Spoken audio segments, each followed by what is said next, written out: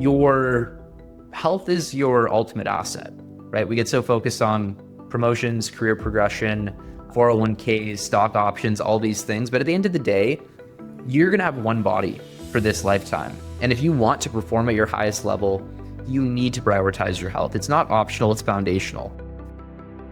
This is Courtroom Stories and Tactics by RVA Trial Lawyers, hosted by Sharif Gray and Niall Abuzaki. All right, before we get into the episode, I want to take a minute and introduce you guys to a friend and colleague, Sally Tierney. Sally works as a professional investigator based in Northern Virginia, but handles cases all over. I've had the privilege of working a case with her not too long ago. Sally, why don't you go ahead and tell us a little bit about what you guys do? Thank you, Sharif.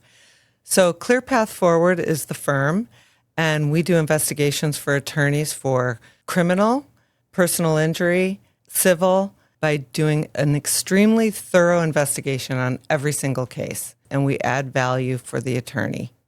Thanks, Sally. And for people who want to reach you, how can they get a hold of you? They can call us at Clear Path Forward 703-350-2073. That's 703-350-2073. All right, we're back. And today we've got Sam Johnston joining us. Sam and I met, I guess, about 6 months ago or so now. I remember getting on, I think it was LinkedIn, and I remember seeing one of your posts, Sam, and it was something like, you don't need pre-workout. And at the time, I had just started taking this pre-workout, and it had me going crazy in the morning, which was both fun but also scary. You don't need pre-workout. You need 8 hours of sleep, right? You don't need these fancy special diets. You just need to do the basics right. And when I saw that, Sam, I was like, oh my gosh, it's like this guy knows what he's talking about.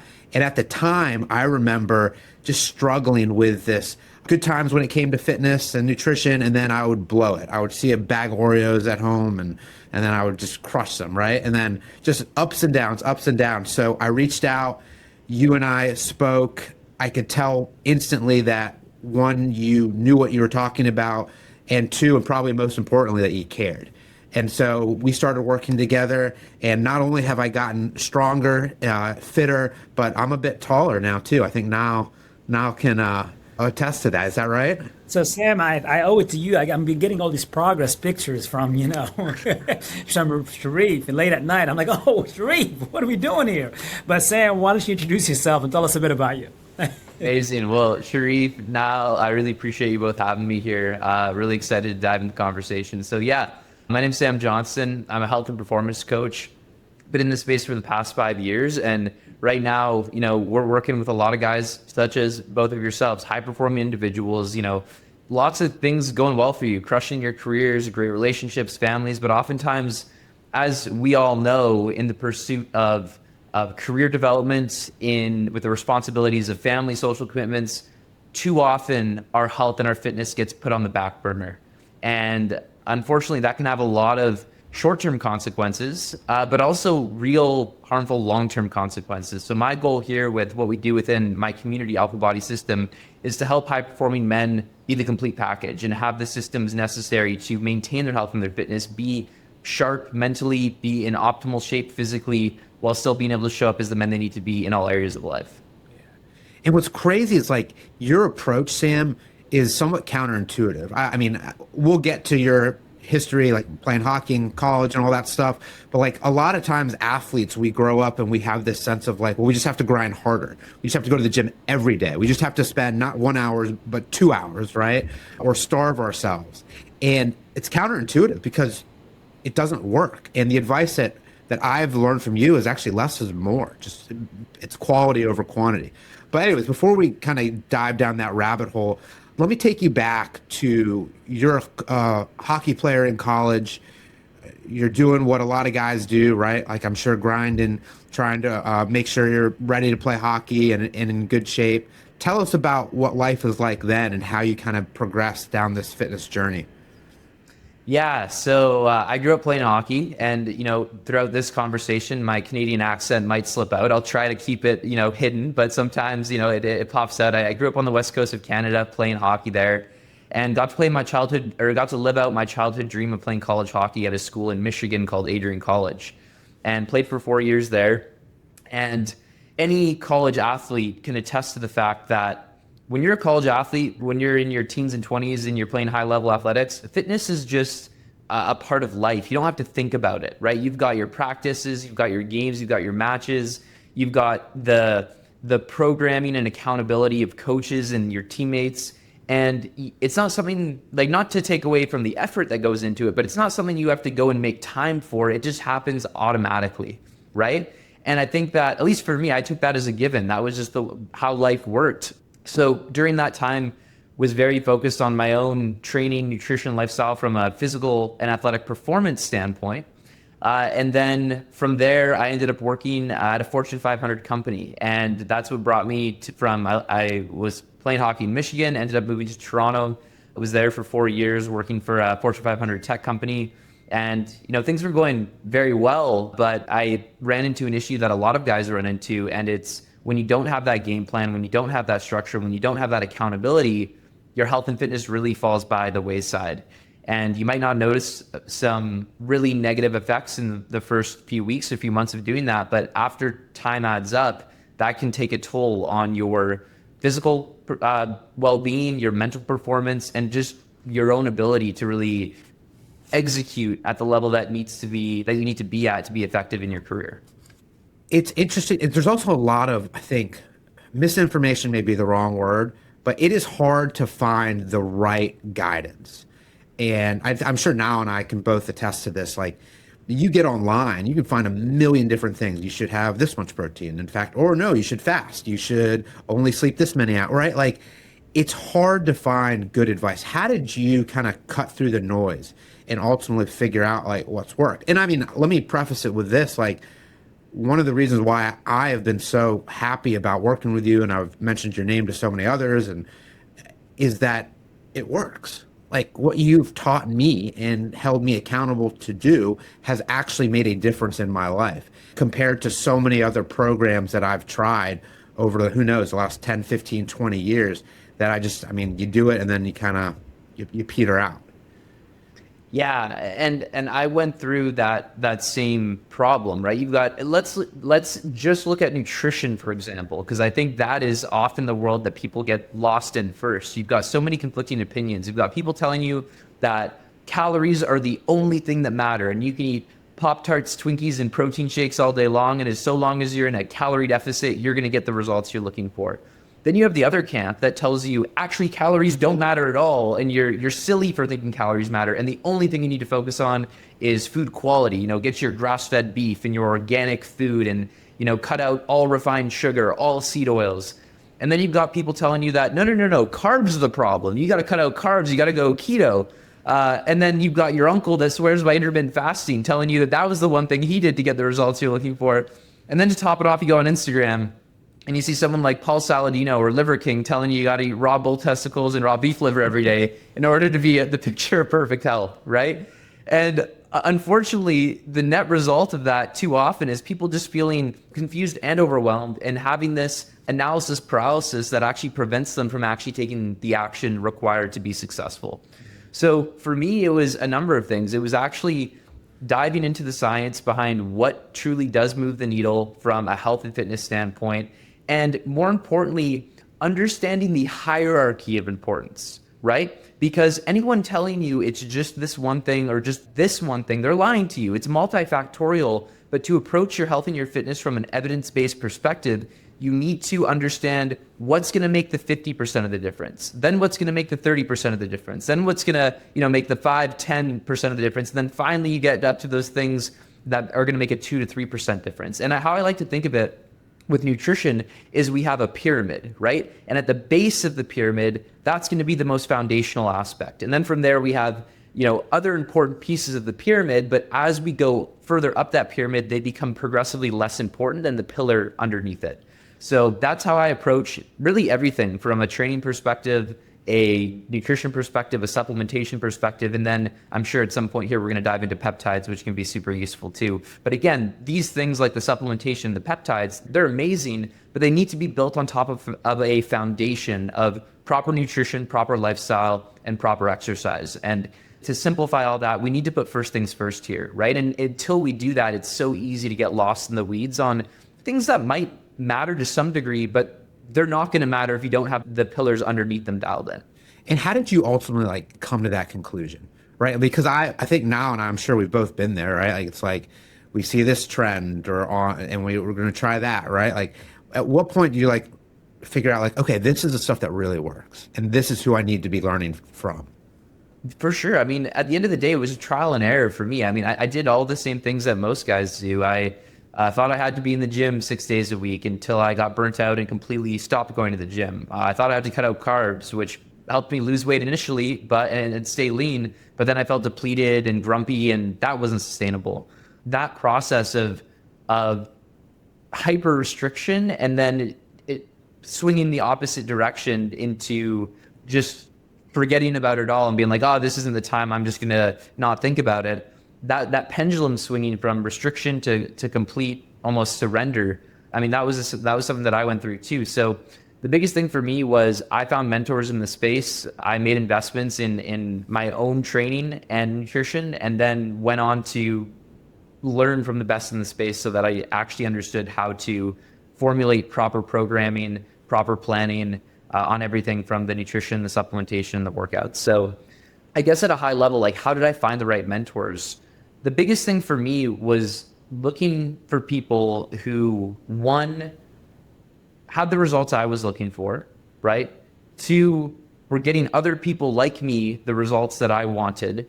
And three, seemed to know what they were talking about. You know, I would listen to their podcasts, go through their YouTube, actually absorb their content to really get a feel for, does this person have a good grip on the principles that they're speaking on? And that was kind of my criteria for finding the right mentors. And that worked extremely well for me from a fitness standpoint, but then also from a business standpoint too. I think mentorship in business is just as important as it is in fitness and health.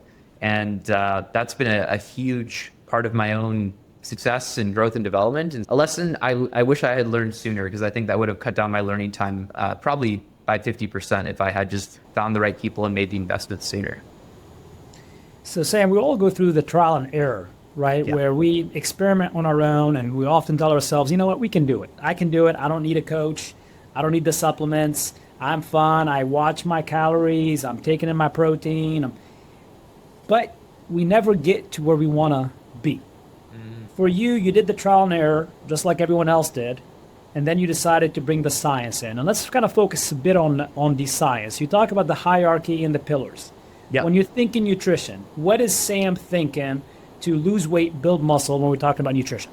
Love it. Let's run through it all. Okay. So at the base of the pyramid, the foundational layer to nutrition is going to be your calorie balance, aka calories in versus calories out, right?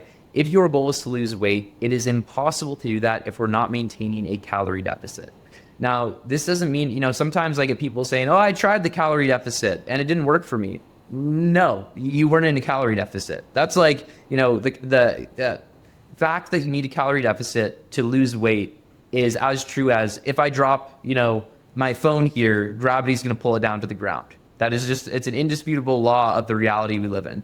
So that's going to be the primary thing. Now, that doesn't mean you need to be in some kind of crazy calorie deficit. Typically, anywhere from 10 to 20% is going to get the job done. The goal is not to be starving, ravenous, and grumpy. It's to do it strategically so that you're forcing your body to tap into stored energy, aka body fat. Okay? You can use a number of calorie calculators to figure this out, or if you just want to do some back of the napkin math, multiplying your body weight by 10 to 12 roughly is going to get you close to that target that we're looking for. Now, that formula does break if we go into, you know, if we're dealing with someone who's 300 pounds, they don't need to be eating 3,000 calories. But for most people who need to lose, you know, 30 pounds or less, that multiplying your body weight by 10 to 12 is going to be a very effective way to give yourself a rough starting target for what that ideal calorie target is going to be. Okay? Oh, any questions on that? So, yes. How do you recommend, I don't know if I'm going to put an app out there, but do you recommend a calorie calculator? Or Absolutely. Yeah. So I can give a couple of handoffs, resources that I've used. TDEEcalculator.net. Again, that's TDEE. That stands for Total Daily Energy Expenditure. So TDEEcalculator.net is a great free tool that you can use. You Go there, you put in your age, your height, your gender, your activity levels, and it'll spit out a target for what your daily maintenance calories are going to be. And then from there, you would take 10 to 20% off that number to get your initial starting target. And then from a tracking perspective, any tool can work. If you're using something like MyFitnessPal, that can work. Sharif will know very well within our community, we use a tool called Chronometer. And the reason why we like that is it tends to be very good on the micronutrient tracking standpoint too. So those two tools together work very well from a tracking perspective.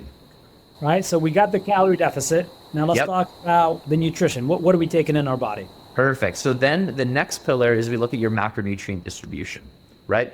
A quick way to think about this is your calories are going to affect they're going to affect how much you weigh, whereas your macronutrients are going to affect how you look. So the main three macronutrients that everyone's familiar with are protein, carbohydrates, and fat. There's actually a fourth macronutrient, that's alcohol. Okay? It's kind of a weird one. So how this works is you get 4 calories per gram. Every gram of protein, you get 4 calories. Every gram of carbohydrate, you also get 4 calories. Every gram of fat is 9 calories per gram. So that's where we need to be really careful, because a lot of guys will say, hey, look, I'm eating healthy. I can't figure out why I'm not losing weight. And then I look at their nutrition. They're having 4 or 5 full eggs for breakfast. They're having, a salad for lunch that's covered in cheese and olive oil and nuts. And then for dinner, they have a ribeye, right? And they're looking at this and they're going, I'm eating whole foods. Everything's organic. Everything's grass-fed. But brother, you're getting 70% of your daily total calories from fat, because you're getting 9 calories per gram with every gram of fat that you're getting. So again, I'm not saying fat is bad. Fat is essential for your health. It manages, right? It affects your hormone levels. It affects your energy. It affects the raw material your body has to repair the cellular membranes within your body. But again, if we're getting too many calories, it doesn't matter how high the quality is. You're not going to be moving in the right direction from a body composition or a health standpoint. So that's where we need to be careful there. Oh, and don't let me forget the 2 tablespoons of olive oil you're using to cook your food, right? Where's that oil going? It's going in your food that you're eating. So again, being measured and being calculated on that front. And then alcohol is a bit of a funny one. So you're getting 7 calories per gram of alcohol, but then on top of that, you're going to be getting the 4 calories per gram with any kind of carbohydrate that comes with that, whether that's a beer, a wine, or any kind of sugary drink you're having with that alcohol. And the tricky thing about alcohol, and let me be clear, you do not need to give up alcohol to be healthy, to get the results you're looking for. I personally haven't had any alcohol in 7 years. That was just a decision I made. I figured I was better without it. So I don't drink, but you can have a drink here or there and still be in good standing with your fitness, your health, and your physique. But here's the more nefarious part of alcohol. It's not just calories we're getting. Here's an analogy I like to use to describe this. So we've all been on the highway. We're trying to get home at 5 o'clock, bumper to bumper, rush hour traffic. And then an ambulance comes up behind us with its lights and sirens on, and all the other cars have to move over to make way for that ambulance to come through. Something similar happens when we drink alcohol. Because alcohol is a toxic foreign substance, meaning when you ingest alcohol, your body goes, if I do not get this out of my body, it will kill me. It deprioritizes other metabolic processes, such as fat burning and muscle building, to prioritize the process of detoxification. So if,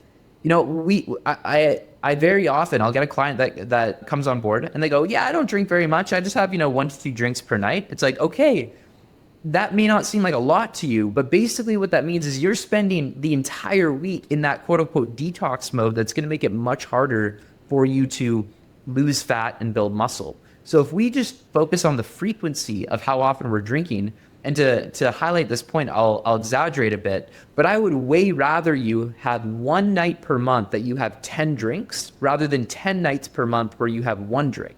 Even though total alcohol consumption is the same, because we're condensing the window, and look, I'm not recommending anyone goes and has 10 drinks after they listen to this episode, disclaimer, but if we're condensing the window with which you're consuming alcohol, you're going to be putting your body into that quote unquote detox mode less often. And that's going to have a huge impact on your overall health and your ability to get the physical results you're looking for. So we'll push alcohol off to the side for now. And we're looking at protein, carbs, and fats. So typically how, a very quick and easy way to do this is we want to take your goal body weight and we're going to eat 1 gram of protein per pound of goal body weight. All right. So if you're 230 pounds and your goal is to get to 200 pounds, 200 grams of protein per day is going to be a very reasonable target for you to have on a day-to-day basis. All right. Then from there, we roughly want to have about 30% of your total calories coming from fat. So what you would do in that scenario is, let's say, through the calorie calculation that you did in step one, your total daily energy or total daily calories that you were consuming was 2,000 calories per day. You would take 30% of 2,000 and then divide that by 9 to get your total gram per day target for fat. And then we're going to take the remaining calories left over after we've taken out how many calories are coming in from the protein and how many calories are coming in from the fat, and we're going to dedicate that to your carbohydrate intake. Now, that's obviously a very quick and easy way to do it, and it's a very general application. But for 80% of people, 90% of people, if they just do that alone, that's going to be a very reasonable approach to creating a macronutrient and calorie target that's going to move them in the right direction from a body composition and health standpoint. I mean, the whole notion of what is it? Like, it's 80% nutrition. I mean, you can't outrun your diet, right? You just can't. No. You can't. No. And it's funny, hearing you talk, I can remember all these times, at least in my life, where I'm like, what do you mean? I had an avocado, and avocado was great. Right? Yeah. Like, well, and I remember this CrossFit coach was like, but you had 2 large avocados. That's like a shit ton of calories. And so, and then I remember this other time. I remember when I was clerking, I thought I was so healthy because I would get like a big bag of nuts, and I would eat this whole bag of nuts. Oh, don't get me started on the nuts. Oh my gosh, because they're so evil and deceiving, right? Because it's like, you're like, oh, they're healthy. They've got these omega, all this stuff. But then if you actually take some time and look at the nutrition label and realize that you just had 20 servings of 150, I don't know. It's insanity. So yeah, it's a sad day for a lot of guys when they finally measure out what a tablespoon of peanut butter looks like. Oh my God. Yeah. Who came up with the whole peanut butter and protein thing? That is not peanut butter is a fat. It is not a protein. Peanut butter, I hear quinoa, beans, lentils, like all these things. People are like, this is a great source of protein. I'm like, no, it's either a great source of fat or a great source of carbohydrate, right? So more people need to know that peanut butter, nuts in general, are not going to be a good source of protein. They're going to be a great source of fat, and more than likely, if you're not careful, are going to completely throw you over your calorie target. Yeah, well, it did for me, even though they taste really good. So we've talked about, on the nutrition side, calories, macronutrients, micronutrients. Micronutrients, I think I know the answer to this, but my question is, do they matter? And I remember you and I chatting at one point, like talking about the difference between whole foods and, for example, lots of whey protein powder and manufactured stuff. How do micronutrients play into this? Yeah, massively. So if we go back to that original thing I was saying, where the calories dictate how much you weigh, the macronutrients dictate how you look, the micronutrients are going to dictate how you feel, right? So from a cognition standpoint, from an energy standpoint, from a recovery standpoint, micronutrients are essential. So how do we load up our plate with micronutrients? Well, the biggest thing here is going to be focusing on whole foods that are single ingredient. And look, I'm not saying there's never a time to grab a protein bar or whip up a shake or do something in the name of convenience. There's always going to be a time and a place for that. But we want 80 to 90% of our day-to-day nutrition coming from whole nutrient dense foods. Not only, Sharif, is this going to have a huge effect on the micronutrient profile of the foods you're eating, but there's also a really cool thing that happens with whole foods, primarily protein, called the thermic effect of feeding, or TEF. This is a big fancy scientific word that I feel smart saying that basically describes the amount of calories your body burns digesting a particular type of food. And if we just compare something like almonds to almond butter, well, your body has to spend more energy breaking down those almonds than it does the almond butter. And if your body has to spend more energy breaking down those almonds, that means there's less overall energy left over for your body to do something with. And if our goal is to maintain a calorie deficit, that's a very good thing. Same thing with protein, right? So protein in general, the thermic effect of feeding is about 25%. What that means is if you have 100 calories worth of chicken breast, once your body digests that, you have approximately 75 calories left over to actually use. So not only is protein the most satiating macronutrient, meaning you're able to maintain that calorie deficit and you're not hungry all the time, but also it's giving you that 25% calorie discount on the foods you're eating, making it easier for you to maintain the calorie deficit required to lose weight. So That's just on the thermic effective feeding point, right? Then we talk about macronutrients. So when we look at things like red meat, eggs, chicken, turkey, fish, these are just packed with micronutrients. These are so important for your long-term health. And then, of course, you're going to be getting some from your fruits and your vegetables. So by eating a whole foods diet, that is protein centric, and when I say protein centric, I mean when you sit down to have a meal, the mindset is not, oh, I'm going to just eat something that I like until I'm not hungry anymore. The mindset is, I'm sitting down for a meal. My goal is I'm going to make progress on my protein target for the day, right? So for guys that come into the program, let's say, Niall, it's day one, you just started with Alpha Body System, right? And we're kind of mapping out day to day what your nutrition is going to look like. We're going to look at your protein target, and let's say it's 200 grams of protein per day. I'm going to ask you, I'm going to say, Nell, for your schedule, do you see yourself doing better with 3 meals per day, 4 meals per day, maybe 3 meals and a snack? You tell me what works best for you. Then from there, let's say, for example, you say 4 meals per day. All right? Well, then I'm going to say, great, let's divide that total protein target, 200 grams of protein, by 4. That gets us 50. Now we know that approximately 50 grams of protein is going to be the target when you sit down to have a meal. Now, that doesn't mean if you don't hit that 50 gram of protein target per meal perfectly, that things aren't working. You could do something like, 30 grams of protein for breakfast. You're going to have 70 grams of protein for meal 2. You're going to have 50 grams of protein for meal 3 and 50 grams of protein for meal 4. That works, right? We can have variability between what that actual protein consumption is per day. But what I do not want to have happen, and this is very common if people aren't paying attention to it, is, they've got 30 minutes to grab a meal. They order something off DoorDash. They're not paying any attention to what they're eating. And at best, they're going to get 15 grams of protein, maybe 20, maybe 25, but that's at the higher end. No one accidentally stumbles their way into having 55 grams of protein in a meal, right? That is something that happens through understanding what you're eating and making intentional choices. And an even more common scenario is we get guys that do pseudo-intermittent fasting. And when I say pseudo-intermittent fasting, I mean they wake up, they have 3 cups of coffee, they get to work, and they don't eat till 1 o'clock. I'm sure that sounds familiar to everyone on this call. It's kind of it's the millennial term for skipping breakfast, intermittent fasting. They wake up, they don't have any breakfast, and their first meal is going to be at noon or 1 o'clock. And again, if they're not paying attention to it and they're just grabbing whatever's convenient, they might have 20 or 25 grams of protein. They get back to work, they're doing what they need to do, and their next meal, they don't have anything till, call it 6 o'clock or 7 o'clock. And if they're not paying attention to it, again, they'll probably have another 20 to 25 grams of protein. Let's say, hypothetically, they then log that all into Chronometer or MyFitnessPal, and now it's 7:30 at night, they've had 50 grams of protein, and they're going, man, how the heck am I going to have 150 grams of protein in the next 3 hours before I go to bed for me to hit my protein target for today? Right? Obviously, that's not a winning strategy. So that's why spreading that protein distribution out throughout the day is a very effective strategy for making sure that you're not hungry all the time, but 2, making sure you're actually making progress on your protein target, and 3, making sure you're actually getting a strong micronutrient profile in terms of what your daily nutrition looks like. I've had to realize that for me, I have to be very intentional about getting a lot of protein in the mornings, because if I don't, then I fall behind.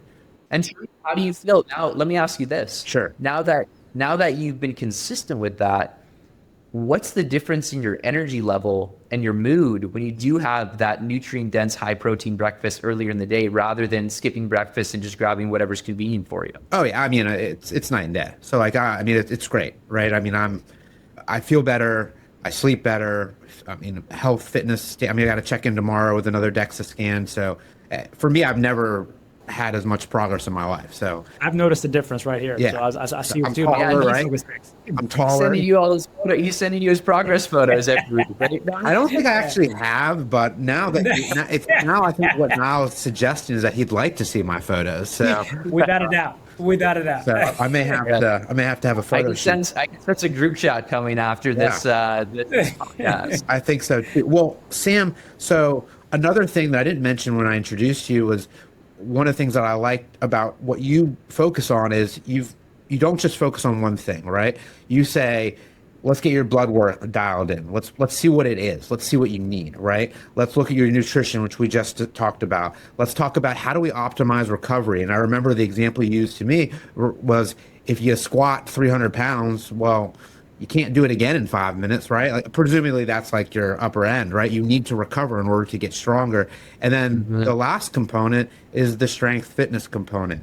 Can we just briefly talk about all four? And specifically, I'd love to get into the blood work. Like, why is that important? Why do people need to look into that? One thing that's been eye-opening for me going through the blood work stuff that you suggested that I do is just how much more comprehensive it is compared to what you typically see at like your primary care provider, right? Like to the point where it's like, yikes, I don't know why we as a society can just be okay relying on showing up to your primary care once a year. Yeah, I'm so glad you mentioned that. I actually made a post on Instagram today talking about this exact thing. And I think the unfortunate part about this is we don't really have a healthcare system in today's society. We have a sick care system, meaning no one or very few people look at these things until there is a problem, right? Often people just kind of float through life without any awareness of what essential biomarkers like ApoB, lipoprotein A, free and total testosterone are, ALT and AST. These are essential biomarkers that will give us a warning sign if things are moving in the wrong direction before a big problem arises. And to me, that's healthcare. Healthcare is understanding that we can get ahead of these problems before they arise by doing twice annual blood work at the very minimum, and not just doing a shallow review that you would likely get from a GP or a PCP, where maybe they're looking at 15, maybe 20 biomarkers. We're doing a full metabolic assessment where we look at 84 different biomarkers, everything from your sex hormones like your total testosterone, free testosterone, estradiol, cortisol, SHBG, sex hormone binding globulin. We want to look at your inflammation markers like high sensitivity C-reactive protein, HSCRP, your liver enzymes like ALT, AST. So again, we live in the time where we have the technology to be able to get ahead of problems by doing our blood work regularly, understanding what's in range, what's out of range, and then making the behavior changes to correct things before we get too far off course. And I think, for you, Sharif, that was an eye-opening process, because a lot of people go through life and they're like, oh, my doctor's, he's got my back or she's got my back. They would tell me if there was something that wasn't right. But unfortunately, oftentimes today, doctors aren't doing that. And to me, that's not healthcare. That's sick care. If you're just waiting until there's a problem before you take a close look at these things, that's like, what's a good analogy? It's like waiting until you run out of gas before you look for a gas station, right? Like the reason why we have the gas meter on our dashboard is to let us know when things are not in a good place and that we need to pull over and make some changes. So yeah, that's absolutely essential. Yeah, I've seen on a handful of times. I mean, knowing what my Instagram feed is probably concerning now that I've dived into the whole fitness stuff, but I've seen the whole post of like the heart attack at 60 started at 30, right? Like, yeah. And things related to that. And I mean, you're right. It's true. Like if we can be proactive, we can actually know like what's going on and what can we do to avoid hitting that wall at a certain point. Sam, I want to touch on the mindset, because we can put everything you talked about, the game plan, the structure, accountability. If you don't have the mindset, you can provide all the services in the world. Yep. And they will not succeed. And we, a lot of our listeners work very hard. And part of their play hard is not fitness, even though for some it is. It's usually the happy hours that you touched on, the alcohol and the way the body processes alcohol. It's, just going out to dinners, every event we go to. Everyone looks forward to the happy hour. Every bar meeting we go to, alcohol is the first thing that people walk up to. Before they even say hi to others, they're like, hey, where's the bar? How do we get attorneys that are so stressed in the mindset of saying, you know what, if I want to look good, you said feel good, look good, play good. And here, if you want to be a great trial attorney, you have to focus on your health. How do we get that mindset from just right there, put that lens on from the start? Yeah. Well, alcohol is a funny one, right? Because it's the only drug that's out there that people, when you tell people you're not doing it, they ask you what's wrong. It's just it's become so socially ingrained with the happy hours, the business meetings. And I know for a lot of guys, their biggest concern, I'll have clients tell me this. They say, hey, I don't want to drink, but I'm afraid that my clients are going to think I'm weird if we meet up and I say, oh, I'm not drinking tonight. And I think as far as that goes, I'll give you a personal story. So 7 years ago, I wanted to run an experiment, and I never had a drinking problem. You know, as you can imagine, growing up as a hockey player, that's pretty ingrained in the culture too. But it got to the point for me where I really wanted to take my health seriously, and I noticed that when I was making great progress throughout the week, oftentimes it would be 2 steps forward and 1 step back on the weekends. And with all the time and money I was investing in my health, it just didn't feel congruent to me. I was like, oh, I'm pressing the gas, but also hitting the brake pedal at the same time. So I got to the point where I said, I'm not giving up alcohol forever. All I want to do is a 2-month experiment to see what life's like with no alcohol. And when I thought about that, it actually scared me a little bit. I was like, oh man, I don't know if I'm going to be able to do this. I don't know if I'm going to be able to actually give up alcohol for 2 months. And to me, that was a sign where I was like, you know, if I am this unsure of my ability to go for 2 months with no alcohol, that's a sign for me that I need to try this and see if I can do it. So I decided to go 2 months no alcohol. And the mindset at that time was, this is just a short-term experiment. I'm not saying I'm giving up alcohol forever. I'm just going to see how this goes. So at that time, if I ever met up with someone, you know, a social hour, happy hour, and people ask me why I wasn't drinking, I would just say, oh, I'm doing a 2-month experiment to see how it goes. And that was a much easier way to frame it than, you know, I'm not drinking alcohol anymore. Ended up going through the full 2 months. And at the end of the 2 months, my sleep was better than it had ever been before. My performance in the gym was better than it had ever been before. I looked better than I had ever looked. Literally every aspect of my life was better. And at that point, I was like, why would I go back? I only saw cost and no benefit at that point. So I guess you could say I'm still running the experiment 7 years later. And I'm not at a point where I'm saying I will never have a drink ever again in my life. Maybe next week I change my mind, but it'll never be a regular part of the fabric of my reality. It'll never be a part of my weekly or monthly experience. You know, maybe a wedding here or a trip to Italy there, sure, that's fine. But that was my mindset, and that allowed me to build the momentum and really feel the difference between how I felt when I just cut it out versus having it in here and there. But I think from a mindset standpoint for high performers who are working a very high stress job and oftentimes recovery doesn't get made a priority, I think at the end of the day, understanding that recovery is, to Sharif's point, you brought this up a minute ago, recovery is where you make the progress. And the way that I describe this to my clients is, you know, and I'll ask you now, what do you think would happen if, let me back up 1 step. So people think going to the gym makes them stronger, right? There's this idea, I need to go grind and push myself in the gym because that's going to be the thing that allows me to make progress, right? Okay. So let's say hypothetically you went and hit a PR on deadlift this afternoon, and then you tried to do that same PR on deadlift 3 hours later.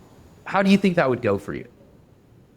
Not good. Probably not very well, right? And the reason for that is training is a stress. And the stress isn't what makes you stronger or better. It's the recovery from that stress. That's where the adaptation occurs. So that's where we need to give ourselves time. And the same thing happens with psychological stress. It's the recovery from that creates the adaptation that allows us to come back stronger and faster and better for the next time. So at the end of the day, that was the mindset that really helped me detach from this idea that I thought I had to have alcohol as a regular part of my daily experience or weekly experience. And the understanding that recovery is king, and recovery is the thing that's going to allow you to make the progress you're looking for when it comes to learning, your physical performance, your health. Recovery is the name of the game. And that's why, Sharif, we have such an emphasis on sleep optimization, your sleep routine, even your light environment in the evening. That's something that we focus on massively, which I know you see huge improvements from. So recovery is often... I have my glasses on. I don't. Yeah, there we go. Recovery is often the forgotten stepchild of fitness. Everyone wants to talk about, you know, how hard they need to push in the gym, what supplements to take, what they want to do with their nutrition. But oftentimes sleep, recovery, rest is completely neglected. And oftentimes that's the missing piece. It's not how much can we do physically, it's what's the minimum amount we can do from an input standpoint, and how can we maximize the output. And oftentimes the missing piece there is recovery. You know, I bet there's also a level, and coming back to the mindset piece of there needs to be some level of accountability, right? Because I'm thinking, I'm one of them, right? I've experienced as a busy lawyer, like the ups and downs and the eating out and the happy hours and all that stuff. And frankly, I've learned that if I don't have somebody holding me accountable, then I'm probably going to fall by the wayside. And so I know one thing with your program is that accountability is a big deal, right? You're asking people to post, you're asking people to do weigh-ins, to do all types of stuff. If you're talking to that trial lawyer who has been going through the ups and downs, they want to get in better shape, they don't necessarily know what to do. I mean, what are you telling them? I mean, of course, what I would say is, well, join the Alpha Body system, right? But short of that, like, how do you get them to say, you know what, embrace this mindset, go find an expert, and find a way to be held accountable? What are you telling that person? At the end of the day, every dollar you spend is a vote for the person that you want to be. And disclaimer, I have a coach, right? And guess what? My coach has a coach. And at the end of the day, no matter how well I think I know all these things that I coach my clients on, I know my brain is going to further prioritize this if I have to report to someone else and we have that relationship and I have someone looking at the variables for me from an unbiased perspective and helping me manage them. So every high performer has a coach, right? All the highest performing CEOs in corporate America, they have coaches. And there's a reason for that. Is it doesn't matter how hard, Olympians, guess what? These are some of the best athletes in the world, and they've got coaches. And there's a very good reason for that. It's because having someone that doesn't get affected by your own mental dialogue and they can just look at the variables objectively and help you cut through the noise and make decisions is always going to outperform you trying to figure this out on your own. I put my money where my mouth is there. Like I said, I invest monthly in a coach. My coach has a coach. So it's really essential. And whenever I'm looking to make improvements in anything, whether that's health and fitness, whether that's business, relationships, I always look for a mentor. I say, who has the results I'm looking for? How have they helped other people in my position get these results? And I make the investment to help cut down the learning time for myself. And that applies to everything. I mean, absolutely everything. And I learned a long time ago I probably didn't follow that advice a long time ago, but only recently have I truly embraced it. I mean, our law firm, for example, we're a part of a business coaching program, and we have skyrocketed once we joined that group and have implemented what they've shared with us. I mean, as a trial lawyer, right? I have people I look up to, and I go and I get coaching from trainings and events. At home, I mean, I've been in counseling for over a decade, which has been super helpful. I mean, it's a life coach, right? It's funny, like, companies spend thousands, if not millions of dollars on consultants, right? Yet sometimes we as individuals think, well, we should just figure out life on our own, right? Like, we just have to we should just know, right? It doesn't make sense. So I'm a big believer, and I agree with everything you're saying. It's find somebody who you can learn from and hold you accountable, and that will get you to the next level. Yeah, I almost think it's a bit of a pride thing for some guys. It's like they feel like I can figure this out on my own, and maybe you can, but it's going to take you a hell of a lot longer than it would be to work with someone who can just give you the clear path. It's almost like, could you drive from Los Angeles to New York without using Google Maps? Probably, yeah. Would you make some wrong turns? Would it take you a lot longer? Would there be some unexpected issues along the way? Almost certainly. But wouldn't it be better just to have a clear, go on your iPhone, plug in the exact destination you're trying to get to, and have a clear A to B path on how to get there? I think that's where the value of coaching comes in, and it really helps you cut through the noise and just have that direct, most efficient path to the results you want. Now I think Sam was a trial lawyer at one point. Do you hear all it's funny. You and I thought the same thing. I was like, Sam, your analogies are so powerful, and they tell a story. And I'm looking, and Sharif is commenting on that right now. So that's why I was getting ready to say something. You do a good job hitting the point home, and I'll tell you, you've done it over and over again. and the ambulance on the highway when it comes to alcohol. Now I'm like, every time I drink alcohol, I'm like, oh, I don't know if I want to drink anymore. Yeah. So no, you were a trial lawyer in this past life, wasn't he, Sharif? I think so. Oh. I think so. I think you could maybe might have to find a way to incorporate that into your practice as well. But listen, there's no way we're finishing this episode without talking about peptides. Let's go. Let's do it. So what are peptides, Sam? Tell us. Love this. Let's talk about peptides. So peptides are incredible. They're chains of amino acids. So what are amino acids? Everyone's heard of amino acids. They're the building blocks of proteins. And peptides are chains of amino acids that give your body specific instructions. You can think of them. Here's another analogy that you'll love here, Niall. Okay, they're like cellular text messages, so that give your body very specific instructions on what to do.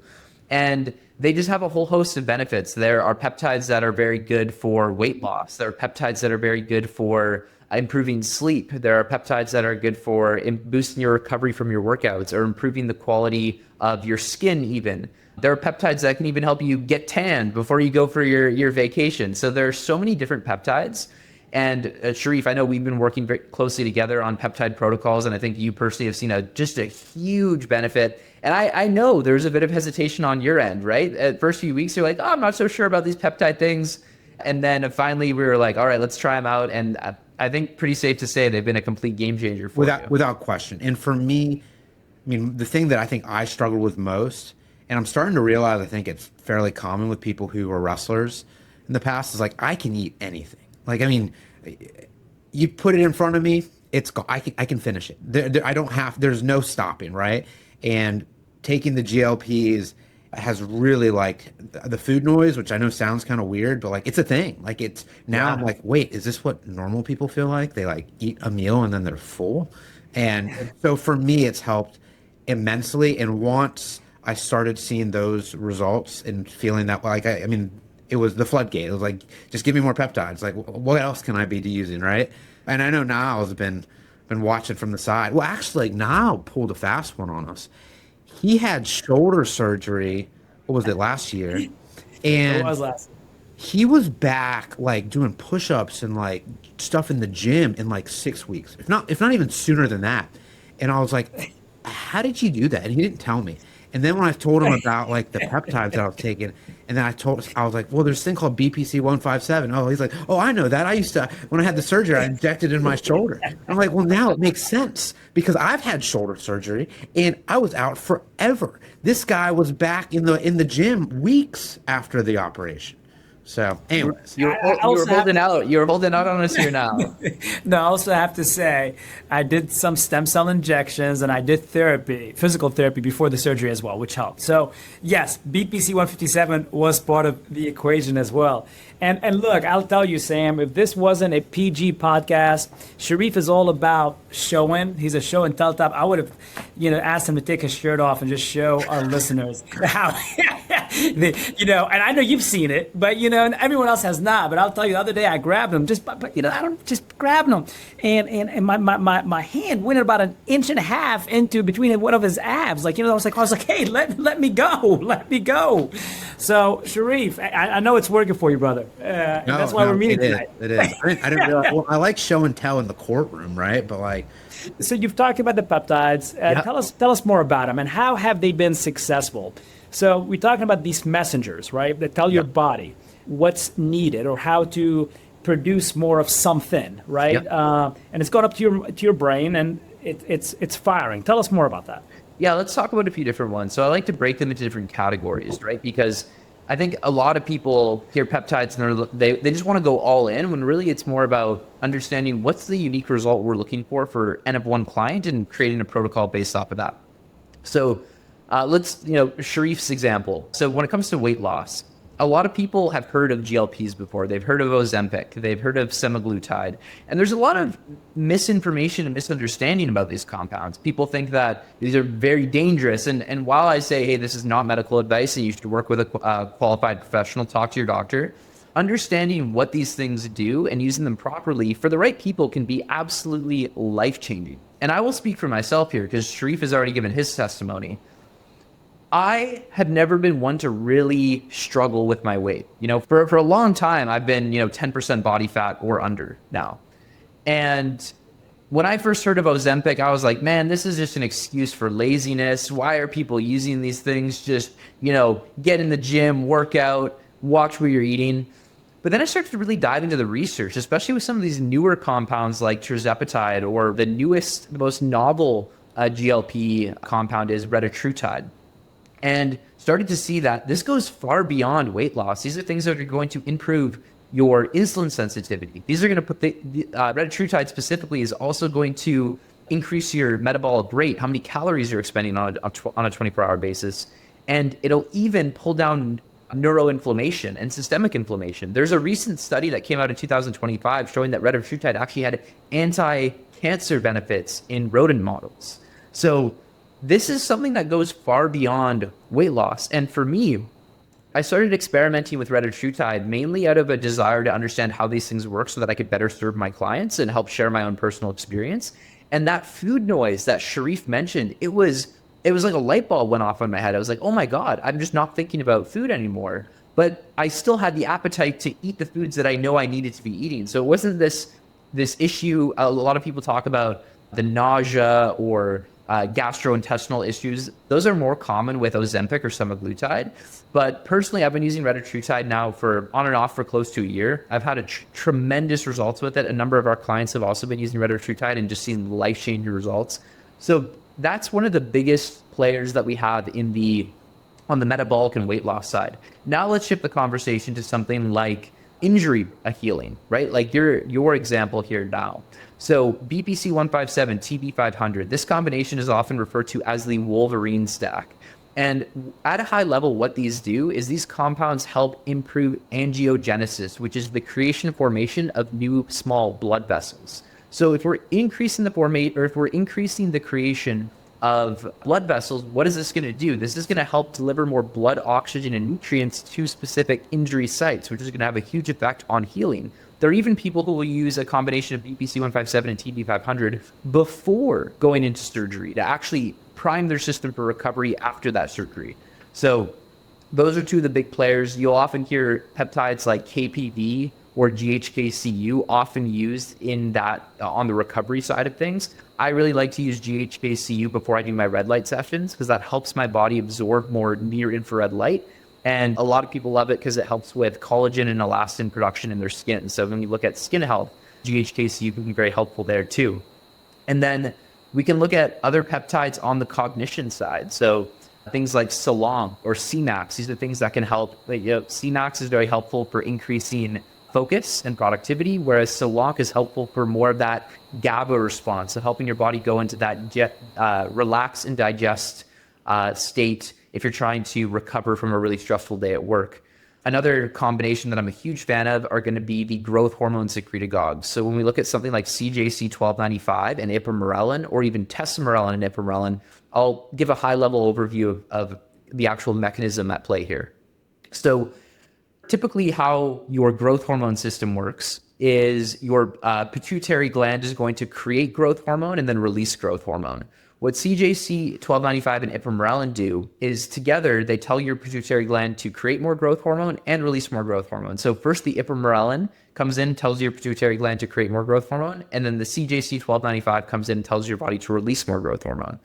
And oftentimes when people hear the word growth hormone, they think of, these crazy jacked bodybuilders that have these distended guts. Think of your Mr. Olympia open bodybuilders. But the thing with peptides, that's what happens when you're abusing exogenous growth hormone, meaning you're just injecting straight growth hormone, and then you're getting to super physiological levels because you're no longer relying on your body to produce your own natural growth hormone.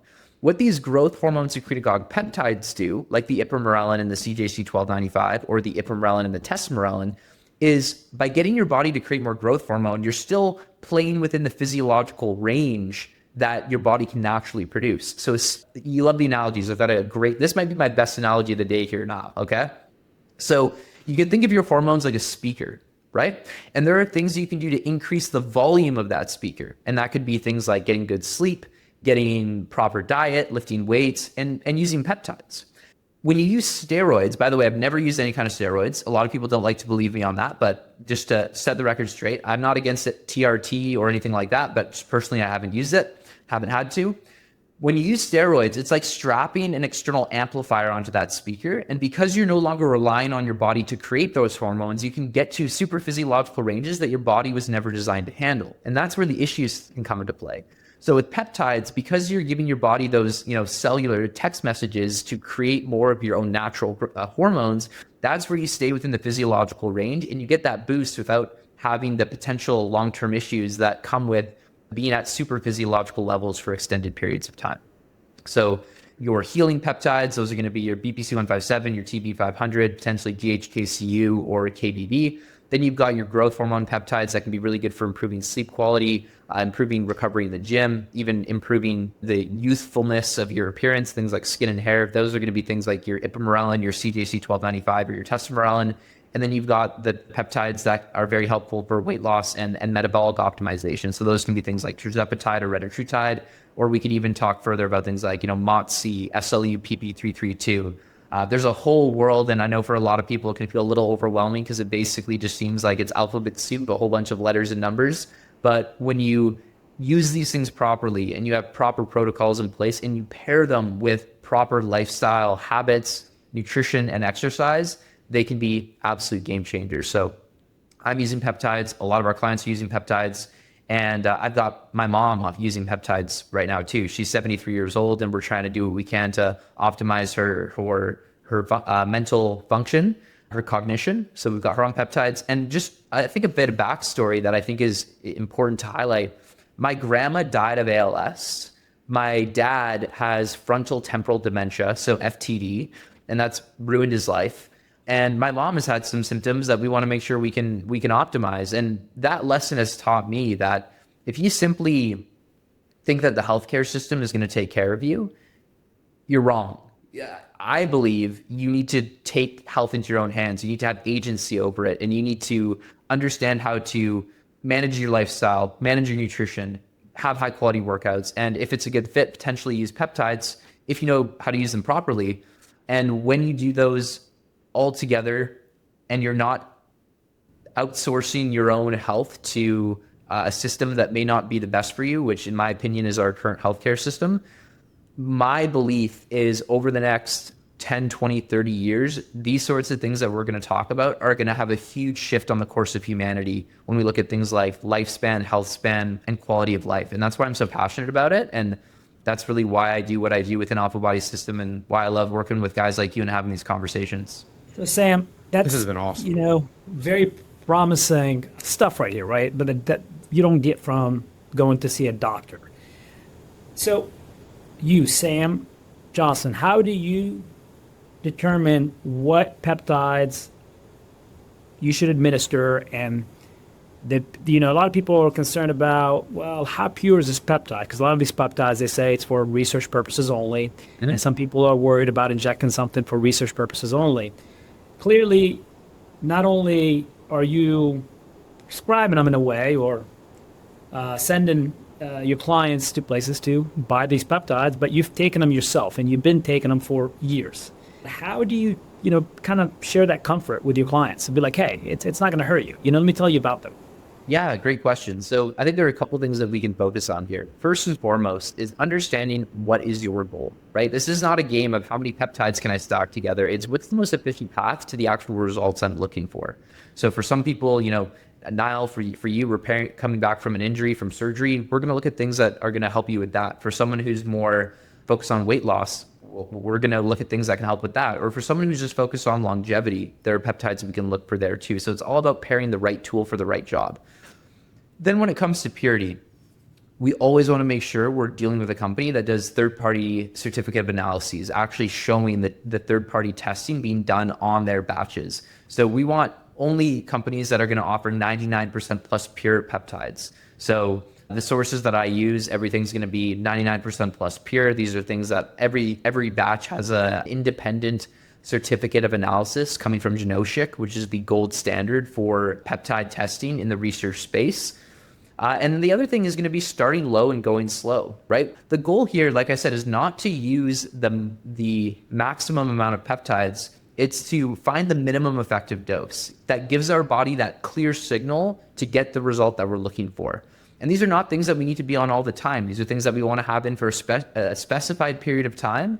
And then we cycle out and we take a break. And then we might bring that one back in later, or maybe depending on the situation and what the goals are on that time, we'll have a different protocol in place that is an appropriate set of tools to get the outcome that we're looking for. So in summary there, it's pairing the right tool for the right job. It's making sure we're having a high quality product that isn't just being advertised as a high quality product. There's actually a third party independent certification confirming that it's 99% plus pure. And then starting low and going slow, finding that minimum effective dose that's going to get an individual the results they're looking for. And again, let me be clear, not medical advice. I'm not a doctor. I'm just a nerd who absolutely loves this stuff, and I'm very passionate about providing people helpful and accurate information to help guide their own decision making. And if they want to see if it works or not, they can just simply visit your Instagram page. Yeah, Check out a few pictures, right? Yeah, we've got my own results. We've got or maybe they just give Sharif a call and ask him how it's working for him. Yeah, no, absolutely. Well, Sam, you've done a lot of good work for a lot of people. I'm very grateful that I found you and that you've agreed to work with me and some of the people that I've sent your way. So you're making a difference, and it's very, very important. If you had one thing to share with the trial lawyers that you want them to take away from this episode, what would that be? The one thing I would want to share is your health is your ultimate asset, right? We get so focused on promotions, career progression, 401ks, stock options, all these things. But at the end of the day, you're going to have one body for this lifetime. And if you want to perform at your highest level, whether that's in your career, if you want to be as present and as emotionally available for the people that you love most, or if you want to be a strong example for your kids, you need to prioritize your health. It's not optional, it's foundational. And what I always say is when you're in good shape, when you walk around and you can tell that you take care of yourself, without even opening your mouth, you are subconsciously communicating to everyone around you that you're focused, you're disciplined, and you're willing to do the hard things that a lot of people today are not willing to do. And that tilts the odds of life in your favor. That tilts the odds of life in your favor in social situations. That can tilt the odds of life in your favor subconsciously in a courtroom. That can tilt the odds of life in your favor in a boardroom. And at some point or another, you can either choose to make your health a priority and reap the benefits of that, or you can wait till something goes wrong and be forced to make your health a priority. So it's going to happen one way or the other, but one choice has a lot of benefits that comes with it, and the other choice has a lot of negatives that comes with it. So those would be my closing thoughts. Or what do you say in the courtroom? What's the final message that someone would say I don't to know. I want a Sam Johnston analogy for a closing argument. But no. Sam Johnston rests. Rest your case, Your Honor. Yeah. Yeah, this has been great. Well, Sam, it's been a pleasure having you. I'm happy to continue to work with you. It's truly a privilege. So I've gained so much, and I'm excited that I'm able to connect you with Niall and so many other friends of mine who've not only benefited from following and speaking with you, but I'm sure will benefit from listening to this podcast. And if people want to find you, where can they do so? Yeah, absolutely. So on both Instagram and YouTube at the Samuel Johnston. So at the Samuel Johnston, that's Johnston with a T, Johnston.